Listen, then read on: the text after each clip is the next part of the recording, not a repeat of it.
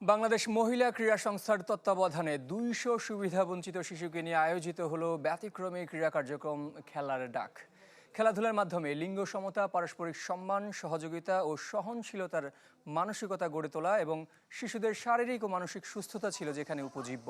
সকালে ধানমন্ডির মহিলা ক্রীড়া সংস্থার অনুষ্ঠানের শুরুতে ছিল বিশেষ মাইন্ড অ্যান্ড বডি সেশন, যেখানে শিশুরা সহজে শ্বাস প্রশ্বাসের কৌশল ও আত্মবিশ্বাসের উপায় সম্পর্কে ধারণা পান।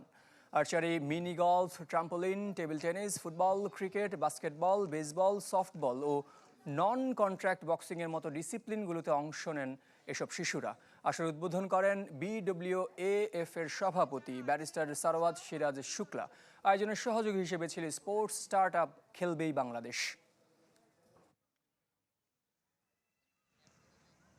আমরা এই খেলার ডাক সারা বাংলাদেশ ব্যাপী ছড়িয়ে দিতে চাই, বিশেষ করে মেয়েদেরকে খেলার মাঠে ফিরিয়ে আনার জন্য, মেয়েদের খেলাতে যে বাধা সৃষ্টি হচ্ছে সেই বাধা দূর করার জন্য, মেয়েদের পরিবারদের খেলাধুলার প্রতি আকৃষ্ট করার জন্য, সচেতন করবার জন্য বাংলাদেশের সব বিভাগীয় শহরগুলোতে পর্যায়ক্রমে আমরা এই খেলার ডাক অনুষ্ঠান নিয়ে বিভিন্ন বিভাগীয় শহরগুলোতে যেতে চাচ্ছি।